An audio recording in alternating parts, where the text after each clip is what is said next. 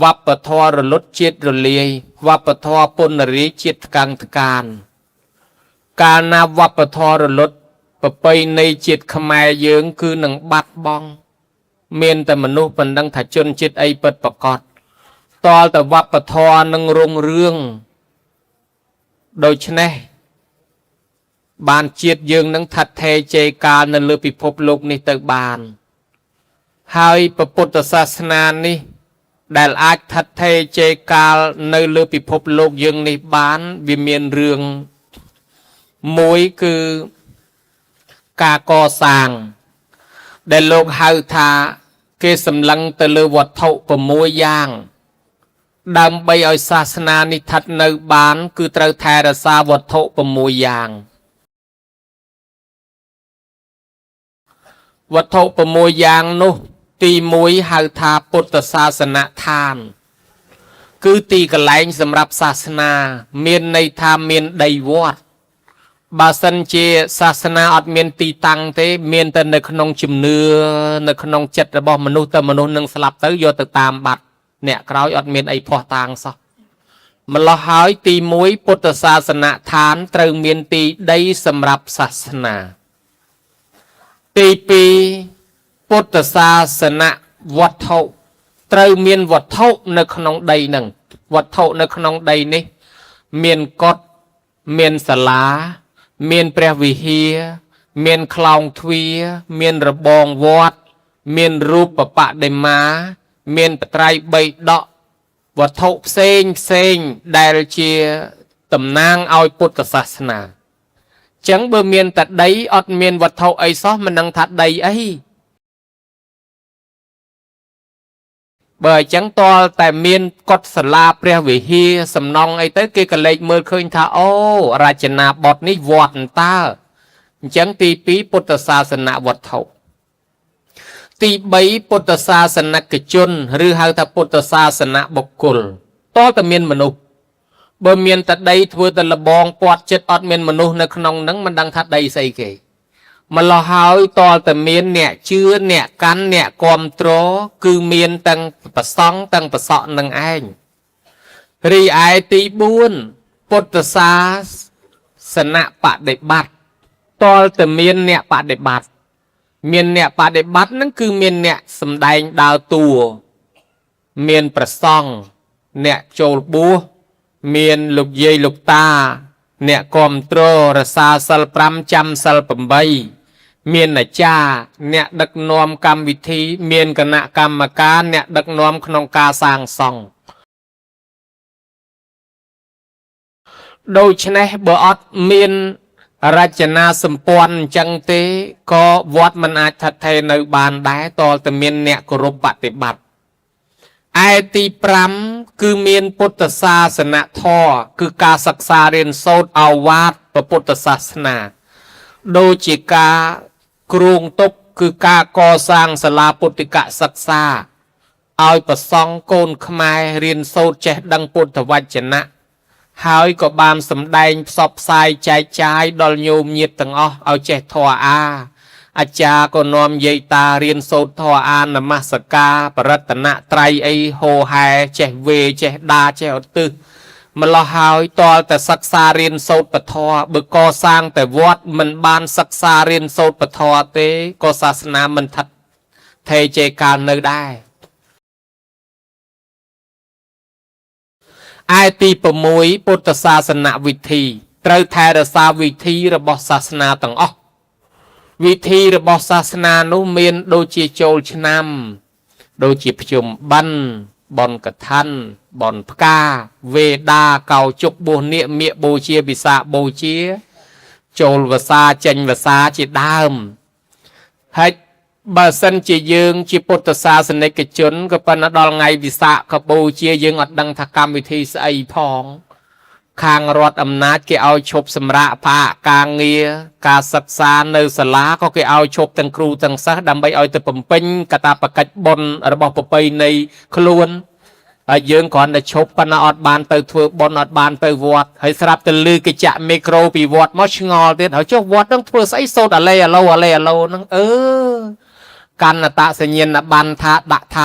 ជនជាតិខ្មែរកាន់ពុទ្ធសាសនាអត់ដឹងព្រះឯងប្រសូតថ្ងៃណាអត់ដឹងថ្ងៃកំណើតព្រះឯងអត់ដឹងថ្ងៃត្រាស់ដឹងរបស់ព្រះឯងអត់ដឹងថ្ងៃនិព្វានរបស់ព្រះឯងហួយទៅអួតប្រាប់គេក្តែងថាអ្នកកាន់ពុទ្ធសាសនាទីបំផុតតែព្រះឯងប្រសូតមិនទាំងដឹងផងណាញោមណាអត់ទាំងដឹងហើយវាជាកំហុសមួយរបស់ខ្លួនយើងជាជនជាតិខ្មែរដែលកាន់សាសនាយើងមិនដឹងពីទូនីតិប្រពៃណីរបស់ខ្លួនដូច្នេះវិធីនេះវានឹងបាត់បង់សាបរលាបដោយសារខ្លួនយើងជាបរិស័ទទាំង4ពួកគឺភិក្ខុសាមណេរឧបាសកឧបាសិកានេះឯងហេតុនេះហើយដើម្បីថែរក្សាសាសនានៅបានគេត្រូវថែរក្សារបស់ទាំង6នឹងកុំឲ្យបាត់ញោមឥឡូវដូចជាចូលវសាអញ្ចឹងចិត្តចូលវសាតាមទំនៀមគេធ្វើទានវសាឬក៏គេអភិវឌ្ឍមកគេធ្វើជាប្រេងវសា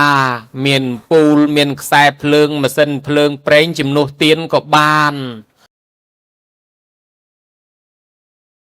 ហើយទៅគេធ្វើសាដកសម្រាប់ប្រគេនលោកស្រង់ទឹកធ្វើអី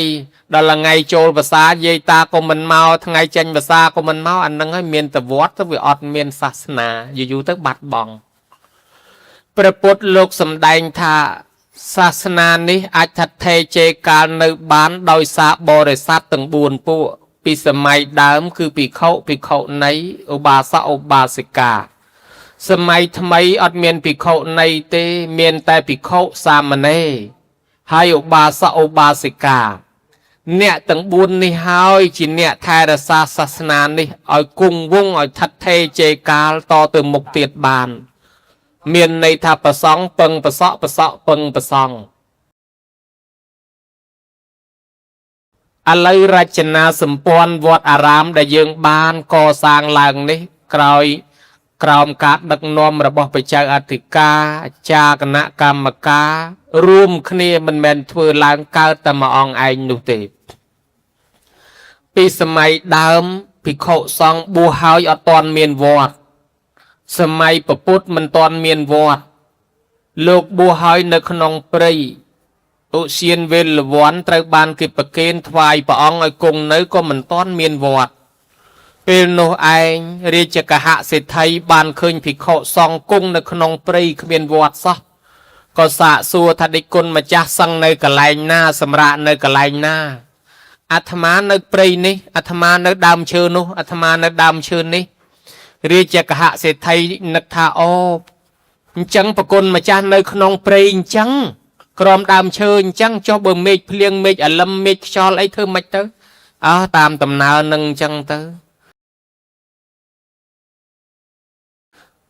ដូច្នេះហើយសេដ្ឋីនឹងគាត់សង្វេគនឹកថាអូយើងនៅផ្ទះផងលំបាកចុះលោកអត់មានផ្ទះនៅលោកនៅតាមព្រៃអញ្ចឹងក៏ជ្រះថ្លាចង់កសាងសេនាសនៈប្រគេនពេលនោះព្រះពុទ្ធលោកទ្រង់អនុញ្ញាតនិស័យអ្នកបួសថារុក្ខមូលសេនាសនੰនិសាយបពជាតថតេយាវជីវាំងឧសាហោករណីយោអ្នកបួសហើយត្រូវតែអាស្រ័យដើមឈើម្លប់ឈើជាទីសេនាសនៈផាអាស្រ័យដរាបដល់អស់ជីវិតគឺនៅក្រោមដើមឈើដរាបដល់អស់ជីវិតភិក្ខុសង្ឃក៏នៅតាមពាក្យប៉ុណ្ណេះបើសិនជាយើងមិនសិក្សាតទៅមុខទៀតទេវាជាទំនាស់មួយសម្រាប់មនុស្សសម័យថ្មីរិះគន់ប្រសង់នៅកត់ថ្មមានក្រែមានពូកមានម៉ាស៊ីនត្រជាក់មានដង្ហាលមានពូលភ្លើងដោយគាត់ថាប្រសង់គេឲ្យបួសឲ្យទៅនៅព្រៃប្រសង់សម័យថ្មីសិតតែមកនៅវិឡាកត់ថ្មមានម៉ាស៊ីនត្រជាក់មានដង្ហាលញោមហើយ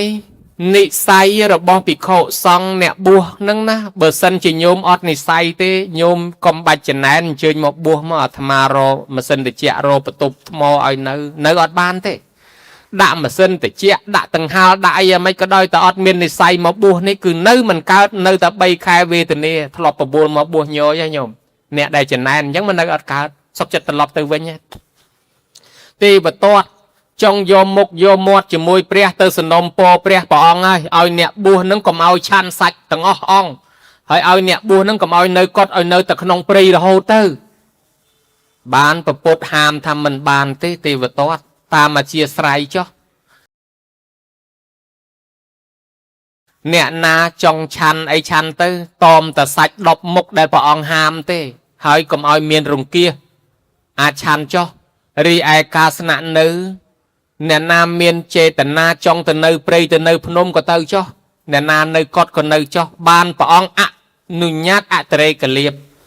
អតរេកលៀបភោវិហិរោបសាតោអត្តយោគោហម្មយ៉ាងគុហាព្រះអង្គអនុញ្ញាតឲ្យនៅព្រៃមែនប៉ុន្តែបើសិនជាអតរេកលៀបកើតឡើងមានគេធ្វើប្រាសាទឲ្យនៅចុះវិហិរោមានគេកសាងវត្តឲ្យនៅចុះគេកសាងផ្ទះមានតបូលមានកពូលរោងថៅឲ្យនៅចុះគេកសាងជាហម្មយកតគឺកតដែលវិចិត្រទៅដោយមាសដោយពេជ្រដោយប្រាក់ទៀតនោះមិនត្រឹមថាធ្វើត្រឹមតែថ្មស៊ីម៉ងនឹងថាវិឡាកតថាអស្ចារ្យគេបិទដល់មាសពេជ្រទៀតក៏ដោយឲ្យតែគេមានទធាធ្វើឲ្យនៅចុះឯមួយទៀតគុហាដែលកើតឡើងឯងឬគុហាដែលមនុស្សធ្វើប្រាសាទទាំងឡាយណាដែលមានលក្ខណៈដូចជារូងគេហៅថាគុហៈគុហៈជាសេនាសនៈមួយបែបដែលគេគោរពបូជាដល់អតិទេពនៅក្នុងសាសនាក៏ដូចជាដល់ភិក្ខុសង្ឃក្នុងសាសនាហៅថាគុហៈប្រាសាទទាំងឡាយណាដែលមានលក្ខណៈដូចរូងគេហៅថាគុហៈដែលคล้ายមកថាគុហាមានពីរបែបគឺគុហាកើតឯងនិងគុហាមនុស្សធ្វើគុហាមនុស្សធ្វើដោយប្រាសាទព្រៃគុកបានជាបុរាណពីដើមគេទៅសេគុហៈហ្នឹងមកពីគុហៈប្រាសាទគឺគុហាដែលកើតឡើងដែលមនុស្សធ្វើអញ្ចឹងប្រាសាទមានលក្ខណៈដូចរូងហៅថាគុហៈប្រាសាទនេះក៏ដោយឲ្យតែគេធ្វើឲ្យនៅទទួលនៅចុះចឹងហើយក៏បានមានគេជ្រះថ្លារាជកហសិទ្ធិនេះឯងកសាងបាន60វត្តឬ60វិហារឬ60ខ្នងប្រគេនឲ្យលោកនៅលោកមិនដឹងទទួលល្មិចបើព្រះអង្គមិនទាន់អនុញ្ញាតថាវេដាក់ថាម៉េចបានព្រះអង្គអនុញ្ញាតថាវេដាក់ថាជាសម្បត្តិសង្ឃបើប្រគេនទៅលោកផ្ទាល់ខ្លាចលោកសឹកទៅរស់យកទៅតាមឬក៏លោកនៅហួងហែងថាជារបស់លោកបើអញ្ចឹងជាសម្បត្តិសង្ឃទៅសឹកទៅអស់អាណាតតែបើនៅលោកបានគ្រប់គ្រងបានម្ល៉េះហើយក៏បានវេជ្រះថ្លាទៅសម័យក្រោយមកទៀតអនាថបណ្ណកសេដ្ឋីមករស់ស៊ីជាមួយរាជកហសេដ្ឋីជ្រះថ្លាក៏ត្រឡប់ទៅវិញទិញដីនៅឥសាវត្ថីកសាងបានវត្តឈ្មោះវត្តចេតពុនរីឯវិសាខាក៏ទិញដីកសាងវត្តឈ្មោះវត្តពពីរាមញាតិរបស់ព្រះអង្គកសាងវត្តនៅរាមមកក្រៀមនោះឈ្មោះនិក្រូធធារាមស្ដេចដតីទៀតនាំគ្នាកសាងវត្តហូហែរហូតមកដល់សពថ្ងៃនឹងការកសាងវត្តអត់មានកលែងធ្វើឧបោសថភិក្ខុសង្ឃចងសីមាធ្វើឧបោសថតណេះតណោះមានការលំបាកមិនឯកភាពគ្នាក៏ព្រះអង្គអនុញ្ញាតខណ្ឌសីមាភិក្ខុសង្ឃបានយកព្រះវិហារធ្វើជារោងឧបោសថចងជាខណ្ឌសីមាបានភិក្ខុធ្វើសង្ឃកម្មកត់មានវិហារមានបណ្ឌិយាយតាមមកប្រគិនចង្ហាន់ប្រសងមេឃភ្លៀងមេឃអលឹមអត់មានកន្លែងជ្រកឥឡូវជ្រកក្នុងកត់លោកវាចង្អៀតម្លោះហើយគាត់រៀបចង្ហាន់រៀបភេសជ្ជៈប្រគិនលោកនៅហាលក្តៅហាលភ្លៀងព្រះអង្គអនុញ្ញាតឲ្យកសាងសាលាជាឧបឋានសាលាដូចយើងកំពុងនៅនឹងជាធម្មសភាសាលាប្រជុំគ្នាស្ដាប់ធម៌ក៏បានរៀនធម៌ក៏បានជាឧបឋានសាលាកន្លែងឧបថចង្ហាន់ក៏បានជាសាលាបុណ្យកន្លែងធ្វើបុណ្យក៏បានកើតជាសាលាដល់តែកើតមកហើយមានហូហែគួរឲ្យជ្រះថ្លាណាស់ញោមហើយអញ្ចឹងបានជាពុទ្ធបរិស័ទក៏នាំគ្នាជ្រះថ្លាធ្វើតាមមិនតែប៉ុណ្ណោះទៀតសោតនៅពេលដែលជំនាន់ធម្មាសោកបានផ្សព្វផ្សាយសាសនាទៅបណ្ដាប្រទេសជុំវិញពិភពលោកឲ្យយកសាសនាទៅផ្សាយពេលនោះធម្មាសោកបានកសាងចេតិយរហូតដល់ 84,000 ចេតិយកសាងវត្តកសាងវាកសាងអារាមជាច្រើនសួរទៅព្រះមោគលីពតទេសថែថាខ្ញុំព្រះអង្គកសាងច្រើនប៉ុណ្ណឹងឈ្មោះថាជាញាតិចិត្តរបស់សាសនាហើយនៅព្រះមោគលីពតទេសថែថានៅទេញោមមិនតាន់ជាញាតិចិត្តទេអាមិនបានទៅជាញាតិចិត្តតលតើឲ្យមានកូនបួសទៀតបើមានកូនបួសអានឹងបានខ្លាយជាញាតិចិត្តរបស់សាសនាធម្មាសោកមានកូន2គឺមហន្តតៈនឹង1ហើយនឹងសង្ឃមតានឹង1ក៏ពំពោះទាំង2 tới chỉ xong cái mặt ta thế rấy nâng mà hành đặt thấy bù hỏi nóm chặt chanh sọc sai sasna tới cục bật tê nâng tên nô anh mà hành đặt thế có ban do sasna tới sai nơi Sri Lanka ri ai bật tê Campuchia dương ní hai thà tật đây sờ văn nập phúm cứ sau nè thế nâng ốt rạ thế nè do sasna mọc sai ประเทศយើងកំពុងតែកាន់សាសនា5ព្រហ្មញ្ញសាសនាព្រាហ្មណ៍គេអត់តន់ស្គាល់ពុទ្ធសាសនាទេញោមហើយ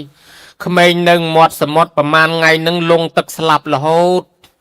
ចឹងគេសង្ស័យថាមានអរិយទឹកឡើងមកចាប់ក្មេងហើយគេបង្រាយគ្នាកាន់កបិតបថាដើរលំពេងចាំបើឃើញអរិយទឹកមកវាយទៅហ្មងស្រាប់តែលោកពីរអង្គមកតាមសំពៅយកសាសនាមកផ្សាយគេអត់ដែលឃើញលោកគេពាត់គ្នាចាប់លោកគេថាអរិយទឹកឡើងមកហើយ tiền cái bật bật thái rồi cặp lô có khọt kê thà tham ma men là rẻ tức tê à tham ma trên nẹt bua do sasana mọc sai ban lục sầm đành thoa ở kia đạp ở kia dul tới kia có chia thla bậc kiên chỉnh han lô co sang và ram tới nẹt khla vài khuôn chiều ba sậu ba sĩ can nẹt khla bậc côn ở côn bùa tới riêng sâu thoa a to mau สมัยทอมเมซาวกเนาะข้างประเทศขมายยืงเนี่ยต่อมาคือสมัยเจวิรมันที่ปุ่มเปลเมียนโกนมาเนี่ยชั่วโมงตามมาเล่นเตะเอาเปรียบจะบดอ่องนี่เตอประเทศสไรลังกาเตอเรียนศึกษาโลกบานเตอเรียนเชียงดอบชนำบัวในสไรลังกาเนาะ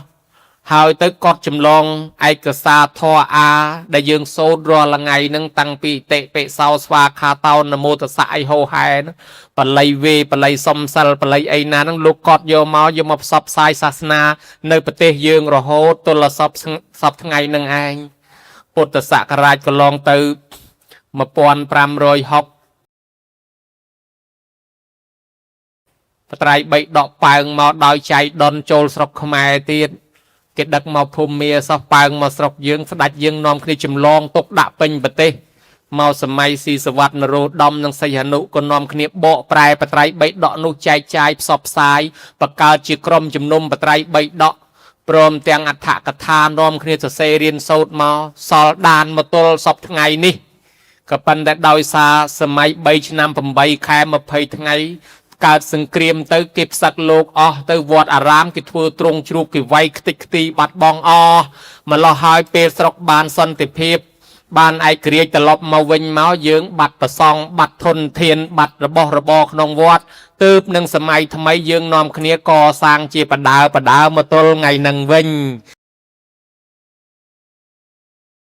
រីឯបត្រៃបីដករកឃើញបានពាក់កដាលបានទៅតាក់ទងប្រទេសជប៉ុនសុំចម្លងអាបត្រៃបីដកពេញយកមកដាក់ស្រុកខ្មែរយើងបានមកពាន់ចប់សម័យនោះបានអង្គការរីសូកូសៃកៃនិងជំនួយស៊ូតូស៊ូជប៉ុនជួយបោះពុំដាក់ស្រុកខ្មែរយើងក៏នាំគ្នាសិក្សារៀនសូត្រមកបានប៉ណេះមកវិញហើយបានពំពោះកូនពំពោះចៅតមកឲ្យសាសនាយើងបានមកដល់ប៉ណេះហើយនឹងកសាងជាបន្តទៀតនេះប្រវត្តិត្រួសដែលរំលឹក ដល់ញោមញាតឲ្យមានជាលក្ខណៈមួយមានឫសគល់សាសនានៅក្នុងខ្លួនឲ្យដឹងពីប្រវត្តិដំណើរដើមតងសាសនារបស់យើងរីឯមហន្តៈលោកទៅប្រទេសស្រីលង្ការៀបចំរៀនសូត្រសិក្សាបង្កើតកម្មវិធីបុណ្យទានញោមញាតជ្រះថ្លាកសាងកុដិសាលាព្រះវិហារយ៉ាងច្រើនហើយស្រាប់តែទៅសួរដល់ព្រះមហន្តថែថា ในปองศาสนาตั้งมอมให้ในประเทศสรีลังกานั้นมหันต์ไทยถ้าตั้งมันตอนมอมเตยโยมฮะอเมริกานอดมอมบึกยมกันนาเสียสละทั่วบนเป็นแต่ภูมิเป็นอย่างประเทศไรโลกทารอลไงนี้อดเมียนประสองจนจิตลังกาเตประสองสัตเมาปีจิมปูทวีปแต่โลกตลอดแต่สรอกโลกวันโยมยึดออกประสองไงแต่ออกประสองศาสนาบัดบางจังตอแต่เมียนโกนเนี่ยลังกาในบัวบ้านเนี่ยลังกาเชียทลาปุ่มบัวโกนเอาศักษาเรียนโซดกัมปีได้การละโหดคลายชินเนี่ยโบปลายอัฐกถาหนึ่งจำลองปไตรใบดอกกายตำรือปีเพศาสยละมาเพศาปลายจมพัวปไตรใบดอกได้บัดบองลังหนึ่งประกาศเชียอัฐกถาได้การปนยุลอัตนัยปไตรใบดอกอย่างรุ่งเรืองละโหดดอลประพุทธบ้านเชียกอตกทา សាសនាតាំងនៅគ្រប់5000នៅប្រទេសស្រីលង្កាអញ្ចឹងហើយគ្រឹះមមដោយសារមានភិក្ខុសង្ឃអ្នកស្រុកនងបួសដោយស្រុកយើងអញ្ចឹងដែរបើកាលណាមានអ្នកបួសអ្នកសិក្សារៀនសូត្រអានឹងបានសាសនាតាំងមមអញ្ចឹងហើយបានញោមញាតិត្រូវរួមគ្នាធ្វើសាលាបល័យសាលាពុទ្ធិកសិក្សាឧបត្ថម្ភប្រសង់រៀនសូត្រនឹងជាការជួយដល់សាសនាអញ្ចឹងណាញោមណានិយាយពីការកសាងរូបព្រះពុទ្ធស្ថានទាំង4កន្លែងដោយព្រះគ្រូចៅអធិការដែលលោកបានដឹកនាំនេះនឹងដល់យើងត្រូវការប្រសង់បានយើងធ្វើពិធីស្រោចស្រពសគុណនាវារីចង់បានប្រសង់ដឹកនាំដល់ល្អនៅកន្លែងនេះឥឡូវយើងបានហើយ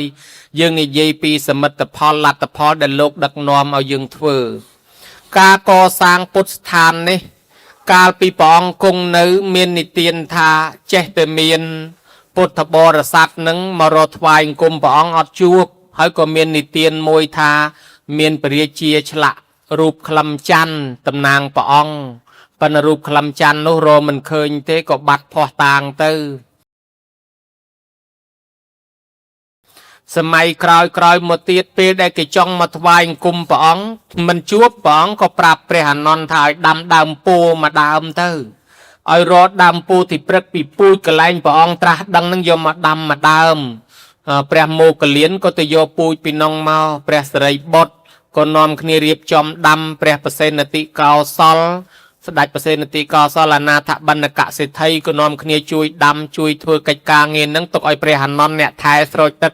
គេហៅដើមពោធិ៍នោះថាដើមពោធិ៍អានន្ទនៅវត្តចេតពុនពេលណាមកមិនជួបព្រះអង្គឲ្យថ្វាយអង្គមដើមពោធិ៍នឹងទៅបានបុណ្យស្មើនឹងព្រះអង្គដែរម្ល៉េះហើយដើមពោធិ៍នោះនៅទល់សពថ្ងៃគេហៅថាពោធិ៍អានន្ទ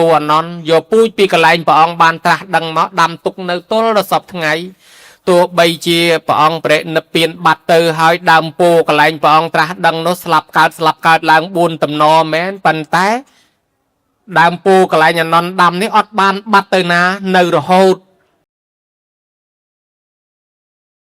ហើយពូជយកមេឃមកដើមយកទៅដាំនៅស្រីលង្កាឯណោះបានពូជពីលង្កាយកមកដាំនៅស្រុកខ្មែរមុខវត្តបទុមបដីក៏នៅទល់សពថ្ងៃនឹងដែរនេះពូជដើមពោធិ៍ពិតដែលព្រះអង្គបានត្រាស់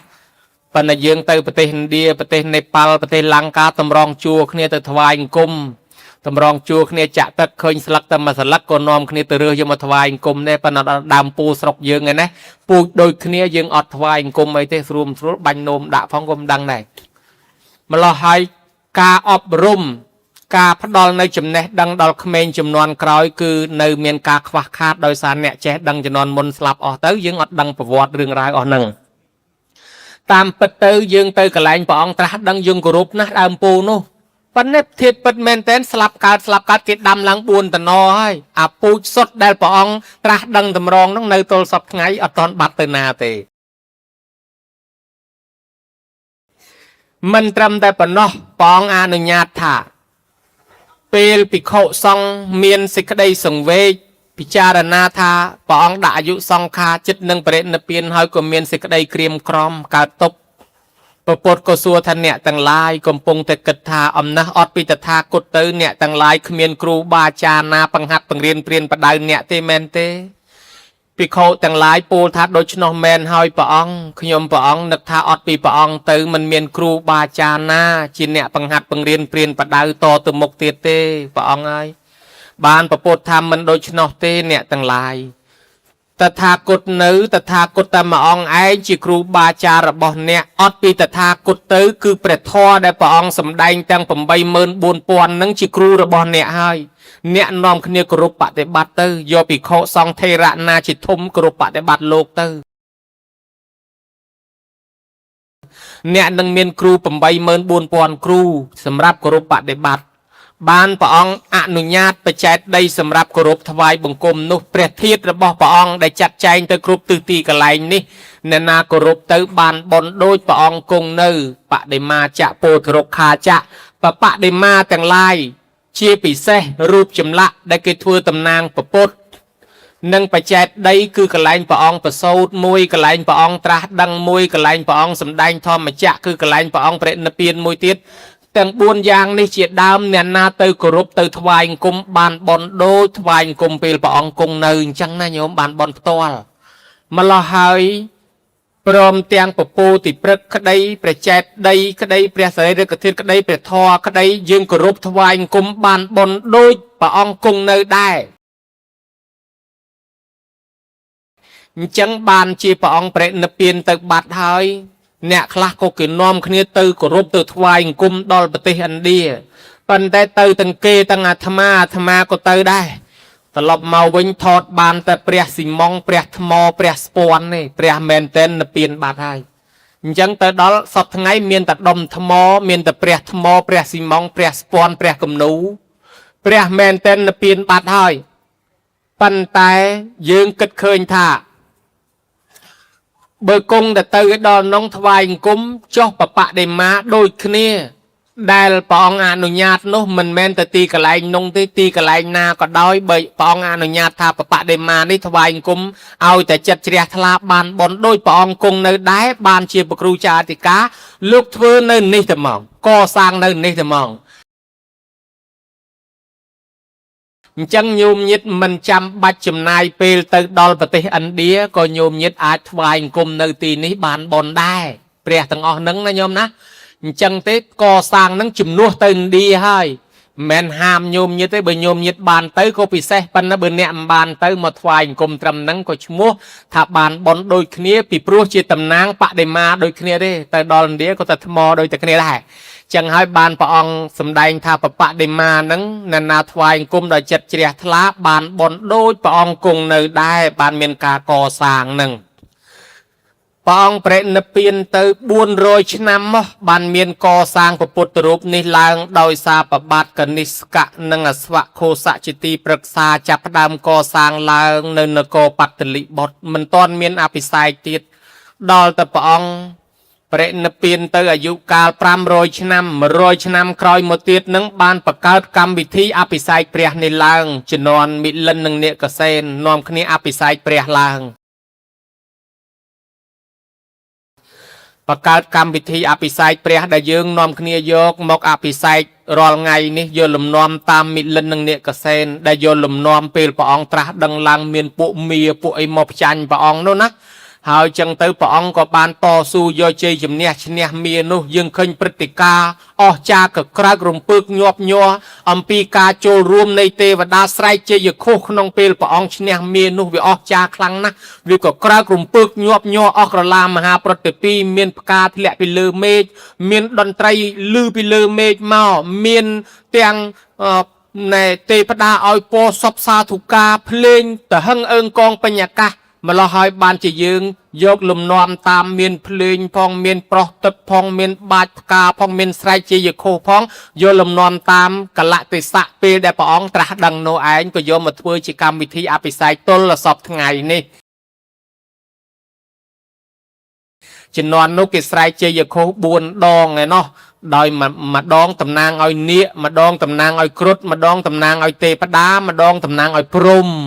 ហើយអ្នកខ្លះស្រែកដល់5ដងម្ដងតំណាងឲ្យពុទ្ធបរិស័ទទៀតនោះប៉ុន្តែអ្នកខ្លះក៏ស្រែកតែ3ដងទៅដោយយល់ថាពុទ្ធជាវិរិយាថឹកជាបញ្ញាថឹកជាសទ្ធាថឹកអីតាមអធិស្ឋានប៉ុន្តែការដែលដឹកនាំរបស់ព្រះមិលិននិងនាគកសែនហ្នឹងគឺ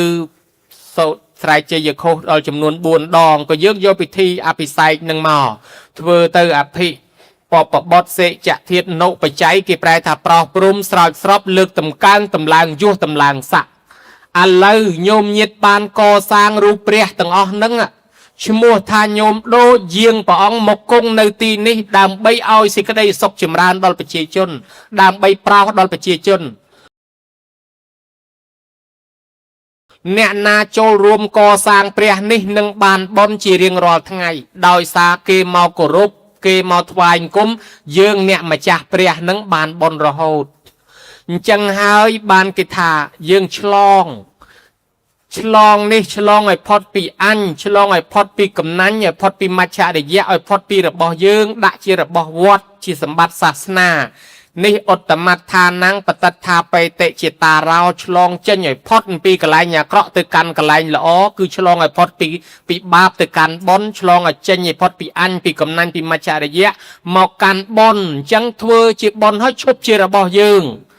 ដែលលោកហៅមួយទៀតថាបំពេញចេតនាទាំង3ណាញោមគេថាអ្នកធ្វើបុណ្យបើសិនជានៅសោកស្ដាយអាឡោះអាល័យស្ដាយក្រោយគេថាកពុបបុណ្យរឿងនឹងដូចអ្នកកសាងកុដិសាលាហើយហួងហែងកុដិអញសាលាអញចឹងទៅគេថាខ្លាចគេលោកកើតទៅជាកលាត់ជីងចក់ដោយសារអារម្មណ៍វាជាប់ជំពាក់នៅតែរបស់អញ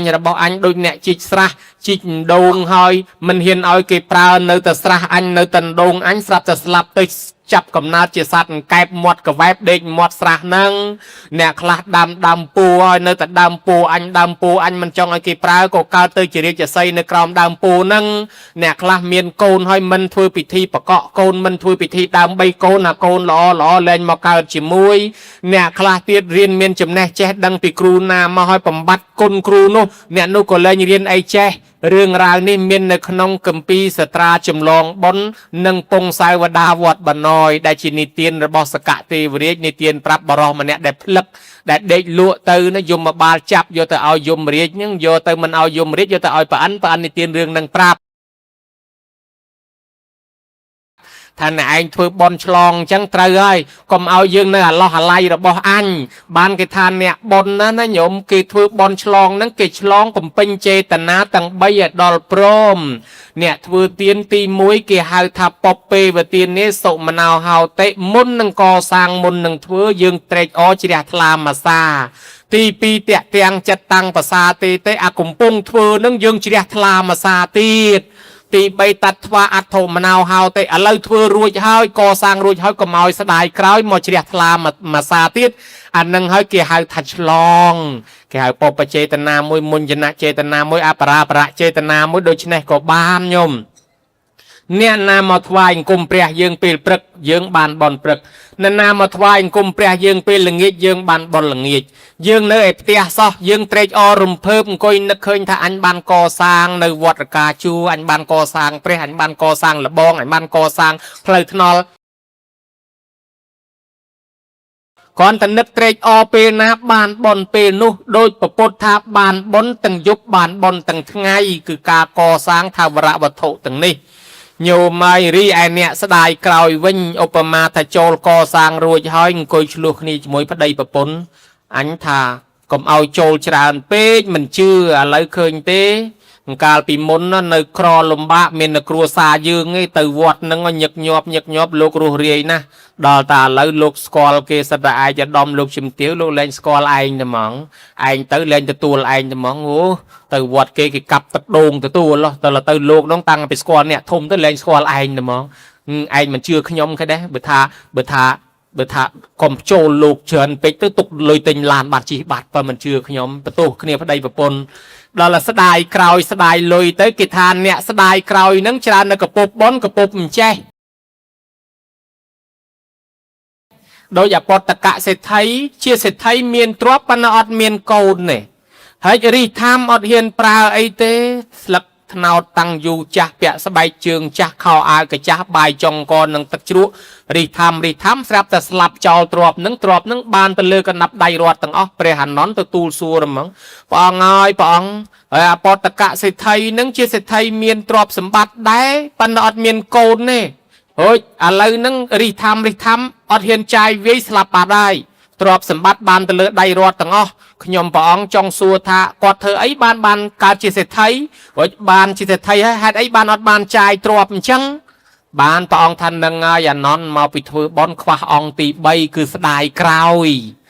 កាលពីជាតិមុនគាត់ធ្លាប់ឧបត្ថម្ភប្រសង់ឲ្យគេដាក់ចង្ហាន់ប្រសង់ឲ្យគេដាក់បាតលោករហូតដល់ឲ្យគេយកបាយទៅដាក់បាតបច្ចេកពុទ្ធពនាមសក្ការៈសិក្ខីជ្រះថ្លាណាស់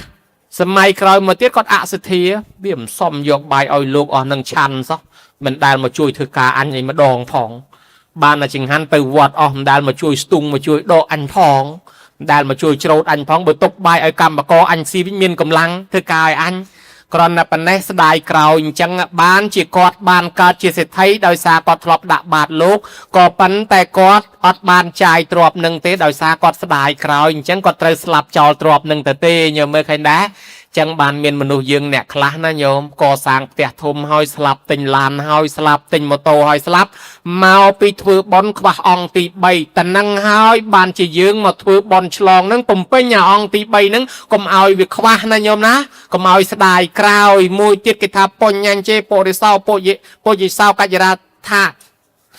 បញ្ញញ្ជេពុរិសោកច្ចរាធេណាំងតំហិឆានទាំងកច្ចរាថសុខោបញ្ញសៈអុជយោអ្នកកសាងបុណ្យហើយត្រូវញ៉ាំងចេតនាជ្រះថ្លាត្រួតថែមតាមបុណ្យនឹងធ្វើឲ្យរឿយទៀតបកើនបុណ្យបន្ថែមទៀតអញ្ចឹងឆ្លងនឹងមកបន្ថែមបុណ្យយើងចូលកសាងពីមុនបានបុណ្យហើយប៉ុន្តែយើងមកលើកនេះបានបុណ្យច្រើនទៀតទី1នមស្ការបានបុណ្យមកជ្រោចជំរាបសួរគ្នាបានបុណ្យមកជ្រោចថ្វាយអង្គមព្រះបានបុណ្យមកជ្រោចថ្វាយអង្គមលោកបានបុណ្យមកជ្រោចអភិសេកព្រះបានបុណ្យមកជ្រោចថ្វាយគ្រឿងសក្ការៈបានបុណ្យមកជ្រោចសមាទានសិលបានបុណ្យមកជ្រោចទៀតនមស្ការនៅស្ដាប់លោកចម្រើនព្រះបរិត្តបុណ្យមកជ្រោចទៀតស្ដាប់ទេសនាបុណ្យមកជ្រោចទៀតប្រគេនភេសជ្ជៈបុណ្យមកជ្រោចទៀតប្រគេនយាគូប្រសងបុណ្យមកជ្រោចទៀតប្រគេនចង្ហាន់មកសងបុណ្យមកជ្រោចទៀតតម្រាំចប់មកបុណ្យឆ្លងនេះមិនដឹងបានប្រមាណជ្រោចបុណ្យទៀតណាញោមណាអញ្ចឹងបានគេថាបន្ថែមបុណ្យហើយបើយើងអត់មកទេអត់បានទេអញ្ចឹងបើគេបបួលមកបុណ្យកុំឲ្យខានតន់ជើងយើងនៅដើរបានមកឲ្យហើយកុំចាំឆ្នាំក្រោយក្លែងក្រែងដើរលែងរួចណាញោមឥឡូវហ្នឹងតន់ដៃជើងនៅដើរបានដើរឲ្យហើយទៅអាត្មាមិនបំភ័យទេតែញោមមិនធ្វើអីសោះតែបន្តិចទៀតអាចារ្យភ្លុកយកទៅដុតចោលហើយយើងខំលៀបប្រេងលៀបម្សៅងូតទឹកឲ្យវាទីបំផុតវាអត់ទាន់ជួយការងារយើងផងស្រាប់តែអាចារ្យភ្លុកយកទៅដុតចោលបាត់បើអញ្ចឹងមុននឹងឲ្យអាចារ្យយោគីអាចារ្យភ្លុកយកទៅដុតចោលយកដៃជើងមកធ្វើបុណ្យឲ្យហើយបើគេបបួលកុំឲ្យខានកុំឲ្យគេបានអង្គុយស្ដាយណាញោមណាចឹងបានថាបុគ្គលពួកខ្លះគេបបួលលះឲ្យទៅធ្វើបុណ្យចិត្តប្រកែកជជែកថាជាប់ការងារកំពុងតែកុនឲ្យទៅធ្វើបុណ្យទៅមិនកើតទេដល់ខ្លួនស្លាប់ទៅប្រពន្ធកូនចៅញាតិផៅនោះគេសែងយកទៅដុតទៅកប់ចោលទៅទេមិនក៏មិនប្រកែកថារវល់ទៀតទៅបុគ្គលបែបនេះហើយគ្មានតម្រេះចេះគិតឲ្យជ្រៅនឹកស្មានថាខ្លួនចេះតែរស់នៅមិនអាចនឹងទៅនៅដល់ចាស់សក់ស្មាននេះខុសសោះអត់ស្ដាយសំណោះដែលខ្លួនកើតមកថាជាប់ការងារវងវែងជ្រុលជ្រកមិនគិតស្វែងរកទានសិលភាវនាត្រូវតែប្រឹងបញ្ញាប់ធ្វើបុណ្យឲ្យឆាប់ចាប់ពីពេលនឹងឯងកុំទុកថ្ងៃក្រោយត្រូវគិតឲ្យវែងថាការស្លាប់នេះឯងអត់ទៀងទេណាមិនដឹងស្លាប់ថ្ងៃណាផងហើយបើខ្លួនស្លាប់ទៅធ្លាក់នរកជ្រៅរងទុកខ្លោចផ្សាមកកើតជាប្រែតរត់អាហារតើទ្រព្យសម្បត្តិប្រពន្ធកូនឯណាមកជួយបានមានតែបុណ្យកុសលយើងទេដែលអាចជួយបានបើដូច្នោះសមមិនហើយទៅមានទ្រព្យតិចតួចមានកាលចោលលួចភ្លើងឆេះអស់ទៅកាលខ្លួននៅរស់របស់គង់នៅដល់ខ្លួនស្លាប់ទៅអាខ្សាសូនសោះសង្ឃឹមកូនចៅនៅខាងក្រោយបើគេធ្វើបុណ្យឲ្យគេឲ្យតាអាចារ្យប្រកាសឈ្មោះកទេលដាច់ជាឆ្នាំងបាយទម្លុះកបិតបទួបចោះកំពង់គ្រឿងមាសគ្រឿងប្រាក់គ្រឿងស្ពាន់តុកថាដែលខ្លួនបំរុងគេថាទ្រព្យគេមិនខ្ចីយកមកដាក់ប្រឡងទេគេទិញអាប្រឡងប្រហោងក្នុងយកមកដាក់ឯណោះគេទុកចែកចាយហេតុដូច្នោះនៃមានតែបុណ្យមានតែសិលទានយើងធ្វើឲ្យហើយចឹងទេជាការចម្លងទ្រព្យយើងទៅឲ្យហើយណាញោមណា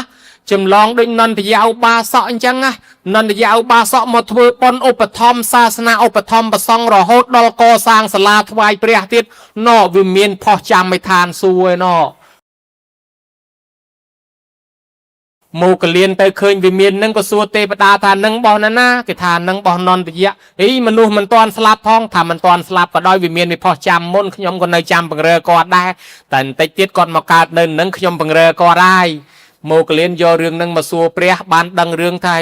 មកលៀនចាំបាច់សួរតថាគតធ្វើអីណែឯងឃើញហើយសម្បត្តិនន្តយៈឧបាសកនោះឃើញផ្ទាល់ហើយតែចាំបាច់សួរធ្វើអីអូអស់ចាណាស់មនុស្សមិនទាន់ស្លាប់ទេប៉ុន្តែទ្របចម្លងទុកឲ្យហើយ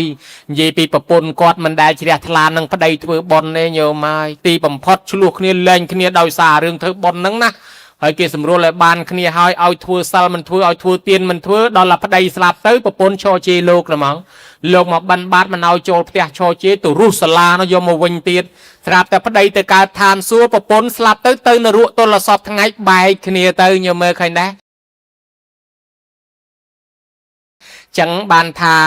ប្រពន្ធបែកពីប្តីទៅដោយសារតែមិនបានជ្រះថ្លាជាមួយកសាងជាមួយអ្នកចម្លងទ្រពទុកដូរញោមញាតអញ្ចឹងនេះសម្រាប់ឋានសួគ៌ប៉ុន្តែបើញោមណាត្រូវកើតជាមនុស្សកូនឯកឧត្តមកូនអុកញ៉ាណានោះគេកំពុងធ្វើផ្ទះធំនោះប្រហែលជាទៅកើតកូនផ្ទះនោះអាហ្នឹងយើងចម្លងទ្រពទុកអញ្ចឹងដែរព្រោះបុណ្យរបស់យើងវារត់ទៅរៀបចំកន្លែងទុកចាំទទួលយើងដែរដល់តែយើងទៅកើតចំកន្លែងបុណ្យយើងហើយមួយទៀតការបន់ឆ្លងនេះអនុគ្រោះសណ្ដោសដល់អ្នកមិនបានចូលពីមុនណាញោមពីមុនមកកាលគេកសាងអាឡ័យកូវីដអាឡ័យចតាល័យសាអាឡ័យកូនឈឺអត់បានចូលគេទេអាឡ័យអស់លុយស្រាប់តែឥឡូវដល់ឯងមានលុយគេកសាងរួចបាត់អូយស្ដាយអត់បានចូលរួមគេបើញោមមិនបានចូលរួមពីមុនមកកុំសោកស្ដាយគេធ្វើបន់ឆ្លងនេះអនុគ្រោះដល់អ្នកមិនបានចូលពីមុនណាញោមមិនបានចូលពីមុនមកចូលថ្ងៃហ្នឹងមកឈ្មោះថាយើងជាម្ចាស់បន់គេដែរចឹងគេកសាងព្រះប្រមាណអង្គប្រមាណកន្លែងក៏ដោយយើងមកចូលថ្ងៃហ្នឹងឈ្មោះថាយើងម្ចាស់ព្រះគេដែរណាញោមណាហើយបើសិនជាមកចូលលើគេមិនទទួលទេមកតាក់តងអាត្មាចាំអាត្មាជួយងវគេឲ្យដើម្បីឲ្យញោមបានចំណែកបុណ្យគេដែរញោមញាតហើយអ្នកកសាងព្រះបបាត់វត្តតាំងគុលរាជដែលមានម្រាមដៃទឹកកើតឡើងជាស្ដេចចក្រពត្តិប្រកែណាស់ឈ្នះអស់សត្រូវទាំង101នគរសត្រូវ101នគរคล้ายជាបរិវារទាំងអស់នៅពេលដែលលើកតបមកច្បាំងមិនឈ្នះស្ដេចនឹងសោះព្រោះតែម្រាមដៃទឹកចង្អុលទៅតបសេះតបតម្រៃបាក់បបខ្លោបខ្លាចចាញ់អំណាចស្ដេចនេះមានឫទ្ធិអំណាចខ្លាំងដោយសារអីពីជាតិមុនកសាងព្រះធ្វើដំណើរទៅឃើញព្រះមួយអង្គណានាគេវាយបាក់ម្រាមប្រហោះហ្នឹងទៅកាយដីស្អិតបិទជាមួយប្រេងល្ងជួសជុលទៅហើយជួលក្មេងគោក្មេងក្របីឲ្យបោះដីថែរក្សាកន្លែងនឹងថែមទៀតទៅរស់ស៊ីចេះតែមានបានរហូតស្លាប់ទៅកើតឋានសួគ៌ដល់ចុះមកវិញបានកើតជាស្ដេចអញ្ចឹងចឹងបានលោកថាអ្នកកសាងព្រះនេះគេហៅថាមហិទ្ធិណូមានមហិទ្ធិឫទ្ធិច្រើនមហាភោគោមានទ្រព្យសម្បត្តិច្រើនមហាដេជោមានដេជះគឺមានយសស័កតំណែងបានកើតជាឯកឧត្តមជាលោកជំទាវជាមេភូមិមេឃុំមេស្រុកជាមេខេត្តជារដ្ឋមន្ត្រីនាយករដ្ឋមន្ត្រីស្ដេចផែនដីតំណែងទាំងអស់បានពីការកសាងព្រះដែរហើយមហាបញ្ញោមានបញ្ញាច្រើនញោមហើយមានញាតិមានគេស្រឡាញ់រាប់អានគេគាំទ្រសពបែបយ៉ាងពុទ្ធបូជាមហាដេជោបូជាលុយបូជាផ្កាចំពោះពុទ្ធរមែងកើននៅដេជះធម្មបូជាមហាបញ្ញោបូជាពធមានបញ្ញាសង្ឃបូជាមហាធនណាំងបូជាប្រសងក៏នាំឲ្យមានទ្រព្យធនបើដូច្នេះហើយបានជាក្មេងម្នាក់ដែលឃើញគេវាយចេតិយបាក់បែកហើយទៅថ្វាយអង្គមព្រះរាជាសមជួសជុលចេតិយនោះឡើងវិញព្រះរាជាឲ្យជួសជុលហើយជ្រះថ្លាជារូបព្រះមួយអង្គយកមកដាក់ទុកឲ្យគេគោរពថ្វាយអង្គមក្មេងនេះរស់ស៊ីមានបានទីបំផុតស្លាប់ទៅកើតឋានសួគ៌ចុះមកវិញបានកើតជាមនុស្សគឺកូនស្ដេចឈ្មោះកុណាលរាជកុមារកើតក្នុងតកូលស្ដេចមានរូបឆោមលោមពណ៌ល្អស្អាតដោយសារតែការកសាងរូបព្រះដែរតួយ៉ាងដូចព្រះពុទ្ធអង្គនៃយើងព្រះអង្គមានរស្មី6ពណ៌ចេញពីខ្លួនក្នុងចរិយា3ដកថាព្យាមបភាសទាមយហੰតថាគតមានរស្មីមកព្យាមចេញពីកាយសពកាលមកពីព្រះអង្គកសាងព្រះពីជាតិមុនមកដែរដូចយើងធ្លាប់សូត្រទៅញោមព្រះអង្គមានរស្មីពណ៌មាសណាពណ៌លឿងកាលដែលទ្រង់អាសាច់ផែធ្វើមាសបិទព្រះពុទ្ធរូបភ្លឺល្អអោភាសប្រអិនជាងមាសទ្រង់វ័យបណ្ឌិតកាលនោះព្រះអង្គកសាងព្រះបិទមាសហើយដើម្បីបិទឲ្យចិត្តនឹងវាខ្វះមាសប្រពន្ធទៅស៊ីឈ្នួលគេក៏នៅមិនគ្រប់កូនក៏ស៊ីឈ្នួលគេក៏នៅមិនគ្រប់ព្រះអង្គថាបើសិនជាមានជាងណាអាចវាយសាច់ព្រះអង្គឲ្យចេញជាមាសក៏ព្រះអង្គកាត់ឲ្យដែរស្រាប់តែប្រអិនមកខ្លែងខ្លួនធ្វើជាជាងថាចេះវាយសាច់មនុស្សឲ្យចេញជាមាសចង់សាកចិត្តព្រះអង្គមើលព្រះអង្គសុខចិត្តកាត់សាច់ឲ្យមែនណាឲ្យវាយធ្វើជាមាសបិទព្រះកាត់បិទទៅខ្លាយជាមាសមែនសាច់ផ្លូវនេះក៏អត់មានមុតអីដែរគ្រាន់តែរឹតរបស់ប្រអិនធ្វើសាកចិត្តមើលណាញោមចឹងហើយបានព្រះអង្គមានរស្មីឈរពណ៌រាំងសីចេញពីខ្លួនរបស់ព្រះអង្គហើយបានកើតជាស្ដេចជាទេវតាជាសេដ្ឋីជាអ្នកមានជាមន្ត្រីរហូតជាតិចុងក្រោយបានត្រាស់ជាប្រពុតផុតទុកផុតភ័យនឹងក៏មកពីការកសាងព្រះនេះដែរហើយមិនកសាងព្រះទេញោមញាតឧបមាដូចថាធ្វើផ្កាកសាងផ្លូវនិយាយពីផ្លូវនេះប្រពុតនឹងក៏មុនគេដែរ កាលពីកើតជាសមេតតបោះណោក្នុងសាសនាពុទ្ធទីបាំងកណោគេយាងពុទ្ធចូលនគរគេចែកដីគ្នាធ្វើផ្លូវព្រះអង្គទៅសុំដីគេម្ដុំធ្វើដែរដើម្បីបានអានិសង្សហើយក៏ស្រាប់ថាអីបើសិនជាធ្វើដោយរិទ្ធតែមួយផ្លែតហើយប៉ុន្តែចង់ធ្វើដោយកម្លាំងឲ្យបានបនច្រើនទៅកាប់រែកផ្សែងដីយកមកចាក់អត់តាន់ព្រះអង្គយាងមកបាត់ទៅហើយនៅសល់ម្ដុំយកខ្លួនឯងក្រាបធ្វើផ្លូវឲ្យព្រះអង្គទៀតណោះព្រះអង្គឡើងទុំលើខ្លួននឹងឆ្លងទៅព្រះអង្គព្យាករថាមនុស្សនេះណា4អសង្ខ័យមួយសែនកាប់ទៀតនឹងបានត្រាស់ជាពុទ្ធមួយអង្គពនាមថាសមណៈគោដមនឹងហើយដូចចិត្តមែនញោមមើលឃើញដែរព្រះអង្គយើងដើមដំបងមកព្រះអង្គយកខ្លួនធ្វើជាផ្លូវដែរអញ្ចឹងឥឡូវយើងកសាងផ្លូវគេដើរគេជន់រាល់ថ្ងៃគឺយើងបានបុណ្យញោមអត់តន់ដឹងឯអ្នកមកបុណ្យណាមានវត្តមួយនោះភក់លបាប់ទៅអ្នកមកម្នាក់នោះគាត់ឃើញប្រជាជនដើរលុយផ្លូវនឹងពួកលបាប់ពេកទៅយកអាចឆ្អឹងខ្មោចក្បាលគោកបីយកមកទង្រៀបឲ្យគេជន់ទៅដើម្បីកុំឲ្យប្រឡាក់ជើងគ្រាន់តែប៉ុណ្ណឹងគាត់កើតជាមហាសេដ្ឋីណាញោមណាហើយជាតម្រាំយើងចាក់ដីធ្វើផ្លូវពេញវត្តវាយ៉ាងណាវាធំជាងអាក្បាលកបីនឹងទៀតផងណាញោមមើលអញ្ចឹងហើយនិយាយពីកវ៉ាំបតិជាក្មេងកបីសោះឃើញលោកឈរក្រងជាពោហាលក្តៅទៅកាប់មេច្រេះមកធ្វើមកលុបឲ្យលោកស្រាប់តែមេឃភ្លៀងមកពួកលបាប់ទៅអញ្ជូនដីខ្សាច់អញ្ជូនអីមកចាក់ឲ្យលោកឲ្យស្រួលកុំឲ្យលោកប្រឡាក់ពួកប្រឡាក់លបាប់មកប៉ណេះរស់ស៊ីមានបានស្លាប់ទៅកើតឋានសួគ៌ដល់ចុះមកជាមនុស្សមកជាកវ៉ាំបតិមានទ្រព្យសម្បត្តិច្រើនទីបំផុតបានចូលបួសសម្រាប់អរហត្តហើយទៅសឹងទៅឋានសួគ៌កន្លែងលោកនឹងតទៅលោកនៅពៀនបាត់ទៅនឹងមកពីអីមកពីការចាក់ដីការចាក់ផ្លូវឯហ្នឹងហើយចំណែកខាងប្រអិនរាល់ថ្ងៃនេះយើងហៅថាប្រអិនហ្នឹងដែលទៅកើតជាប្រអិនហ្នឹងមកពីកសាងផ្លូវដែរតាកសាងសាលាផងសាងផ្លូវផងជាមួយបរិស័ទ30នាក់មានប្រពន្ធ4ប្រពន្ធ1នោះជ្រះថ្លាអញបើប្តីមិនឲ្យធ្វើអញ្ចឹងបែកពីប្តីអញធ្វើបន់ឲ្យជួបប្តីទៅសហការជាមួយជាងធ្វើបានហៅជាងមួយប្រពន្ធទី2ទី3អញជីកដងជីកស្រះតែគេមកជ្រកសាលាហ្នឹងគេប្រើស្រះអញប្រពន្ធមួយថាអញដាំដើមឈើឲ្យមកលុបទៅគេជ្រះថ្លាអញ្ចឹងនាងសនន្ទាសធម្មានាងសុចិត្រាមួយជីកស្រះមួយដាំដើមឈើមួយធ្វើហៅជាងនៅប្រពន្ធទី4អញមិនបាច់ធ្វើអីប្តីអញធ្វើអញគង់តែបានបនអញបាច់ចាំធ្វើអញតែងខ្លួនឲ្យទៅស្អាតជាងគេដល់ទៅមេខៈមាននប់នេះធ្វើផ្លូវទៅប្រជាជនយើងក៏ជួយជ្រះថ្លាអ្នកដឹកនាំគេមកថាណែមិនបាច់ធ្វើផ្លូវធ្វើអីទេទៅរកសាច់ខ្លែមឲ្យអញខ្លែមវិញទៅបានប្រយោជន៍ជាងនេះធ្វើផ្លូវមានប្រយោជន៍ដល់ប្រជាជនណែបើណែឯងមិនទៅស្ដាប់ប្រជាអញទេអញទៅប្តឹងស្ដាច់ឲ្យចាប់ណែឯងអ្នកគប់ស្រាប់ទៅប្រខូចមូលប្រកាច់ព្រះអង្គពួកមកក្រុមនោះធ្វើផ្លូវមកវាយធ្វើរដ្ឋបហាតលាក់តងស្ដេចថាបើអញ្ចឹងយកតម្រៃទៅឲ្យព្រិចវាទៅយកតម្រៃទៅអាតម្រៃនឹងមិនព្រិចមកលិតជាគង់គ្រប់អ្នកធ្វើផ្លូវស្ដេចមកសួរថាហេតុអីបានអញ្ចឹងថាគ្មានចង់ធ្វើរដ្ឋបហាព្រះអង្គឲ្យទេចង់ជួយសម្រាលឲ្យប្រជាជនមានផ្លូវដើរស្រួលបើអញ្ចឹងយើងជ្រះថ្លានឹងណែឯងបកគលតម្រៃនេះឲ្យណែឯងចុះណែឯងធ្វើអីធ្វើចុះហើយក៏ជំលះបំបកបងមន្ត្រីរាជការមួយរូបដែលមូលប្រកាច់គេមិននឹងឲ្យចេញពីកន្លែងនឹងអស់តំណែងការងារបដ ாய் ទៅ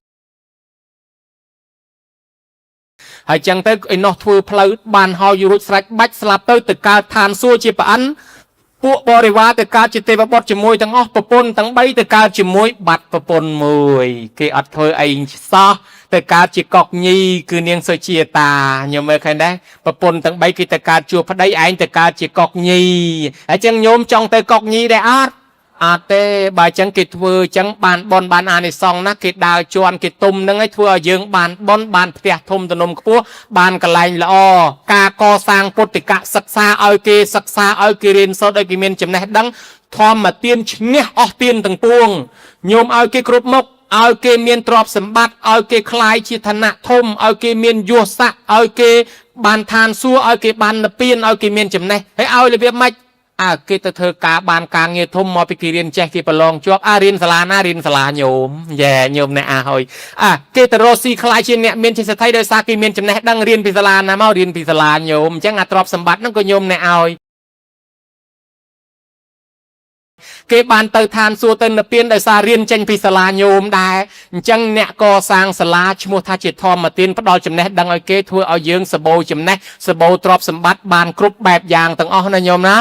ហើយម្យ៉ាងទៀតជួយជ្រោមជ្រែងប្រគ្រូចាអធិការញ៉ាំងឲ្យសាសនាយើងថិតថេរជ័យកាលទៅទេវតានឹងចាចាំចំណាំឈ្មោះញោមទាំងអស់គ្នានេះជាកូនចៅព្រះយើងទៅពីនេះទៅជួបវិសាខានៅចាំយើងឲ្យលឺអត់តាន់ទៅណាទេទំទៅបានមួយខែមិនតាន់បានមួយខែទេវិសាខានៅមានរតីអនាថបណ្ឌកសិទ្ធិនៅដោះសិតអត់តាន់បានមួយខែទេនៅឯនោះហើយចឹងយើងទៅជំរាបសួរអូយលោកយាយអើយខ្ញុំជំរាបសួរណលោកអីស្រុកមនុស្សនិយាយដើមលោកយាយឯងរាល់ថ្ងៃថាលោកណាលោកវត្តបតុមនិយាយដើមលោកយាយឯងទៅរាយការណ៍ចឹងហើយលោកយាយស្ដាប់ធម៌ព្រះចេះអីខ្លះមកខ្ញុំសូមរាប់ជាញាតិជាមួយលោកយាយលោកតាផងទៅធ្វើបុណ្យជាមួយគ្នានៅក្នុងសុខសប្បាយហើយព្រះសិអាមេត្រីក៏នៅក្នុងដែរអត់ទាន់បានមួយខែទេហើយបើញោមញាតិចង់ចុះមកចាំព្រះសិអាមេត្រីចុះមកជាមួយទៅហ្មងទៅសាងបារមីជាមួយគ្នាធ្វើបុណ្យជាមួយព្រះសិអាមេត្រីទៅនឹងបាននិព្វានរួចចាកទុក្ខភ័យពេលនងតែម្ដងណាញោមណាចឹងឥឡូវញោមញាតិបានជ្រះថ្លាដើរតាមពុទ្ធសាសនាទេវតានឹងចាចាំចំណាំឈ្មោះញោមទាំងអស់ជាកូនចៅព្រះនឹងថែអាសាការពារញោមទាំងអស់គ្នាឲ្យសុខឲ្យចម្រើនអាយុវែងសុខភាពល្អអ្នកឧបត្ថម្ភសាសនានេះបានអានិសង្សខ្លាំងណាស់ដូចជាអ្នកជួយផ្សព្វផ្សាយសាសនាបន្តអាយុកាលសាសនាអញ្ចឹងដែរមេត្តាបៃតាដូនតាម៉ាកុងចឹកចែសោហៀទាអ៊ីពេកៅកុងសោអានអានអឹមសឹមខ្មោចមុនក្រោយ100ជាន់1000ជួរ1000តម្រួតតាទូតយទូតតាលាយលាដែលបាក់បែកចែកឋានទៅសូមទទួលអត្តមនុញ្ញផលកុសលផលបុណ្យនេះទាំងអស់គ្នាអតីតបច្ច័យអធិការប្រគ្រូសោតគ្រប់វត្តអារាមជាពិសេសចាអធិការវត្តនេះគ្រប់ចំនួនក៏សូមឲ្យទទួលអត្ថមនុញ្ញផលកុសលផលបុណ្យអាចារ្យគណៈកម្មការយាយតាអ្នកមានឧបការៈសម្រាប់វត្តនេះឲ្យលោកបានអនិច្ចធម៌ទៅក៏សូមឲ្យទទួលអត្ថមនុញ្ញផលកុសលផលបុណ្យក្នុងទីនេះហើយប្រគុណម្ចាស់គ្រប់ព្រះអង្គញោមញាតិសិតតែមានមេត្តាបៃតាដូនតាដែលបាក់បែកចែកឋានទៅរៀងខ្លួនក៏សូមឧទ្ទិសបុណ្យនេះឲ្យបានដល់មេត្តាបៃតាដូនតារៀងខ្លួនផងដែរសូមឧទ្ទិសបុណ្យនេះដល់ពពួកទេវតាទាំងឡាយសូមទេវតាអនុមោទនាបុណ្យផងជួយនាំដំណឹងទៅប្រាប់ដល់បុព្វការីជនទាំងនោះផងសូមទេវតាថែអាសាប្រគុណម្ចាស់បច្ចាអធិការឲ្យបានសេចក្តីសុខចម្រុងចម្រើនកុំឲ្យមានបច្ចួនពេតបៀតបៀនអីឲ្យសោះកុំឲ្យស្គៀបកុំឲ្យលំមោះឲ្យសោះឲ្យសុខសប្បាយដឹកនាំពុទ្ធបរិស័ទនៅទីនេះឲ្យរុងរឿងធ្វើដំណើរតាមស្នាមព្រះយុគលបាតកុំឲ្យវង្វេងកំណើតទៅនរកប្រែតដេរឆានអសូរកាយអបាយ4នាំខ្លួនមកកើតជាមនុស្សខ្វាក់ខ្វាន់ខ្វងថ្លង់កពិការព្រាឡើយហើយញោមញាតិពុទ្ធបរិស័ទទាំងនៅក្នុងវត្តនេះក្តីមកពីខាងក្រៅមកពីទីជិតមកពីទីឆ្ងាយទាំងប្រគុណម្ចាស់គ្រប់វត្តអារាមដែលបានចូលរួមក្នុងទីនេះចូលចាប់មគ្គផលហើយនៅក្នុងទីនេះក្តីទៅវិញបាត់ក្តីផ្ញើបច្ច័យមកក្តីក៏សុំទេវតាទស្សបរមីវត្ថុស័ក្តិសិទ្ធិមានរិទ្ធជួយថែសាការពារប្រគុណម្ចាស់ញោមញាតិទាំងអស់ឲ្យជួបប្រទះតែសេចក្តីសុខចម្រុងចម្រើនអាយុវែងសុខភាពល្អកុំឲ្យមានជំងឺឈឺអាពាហ៍បៀតបៀនប្រាថ្នាយ៉ាងណាឲ្យបានសម្រេចដោយសេចក្តីប្រាថ្នាការសម្ដែងសន្មតចប់អេវ៉ាំង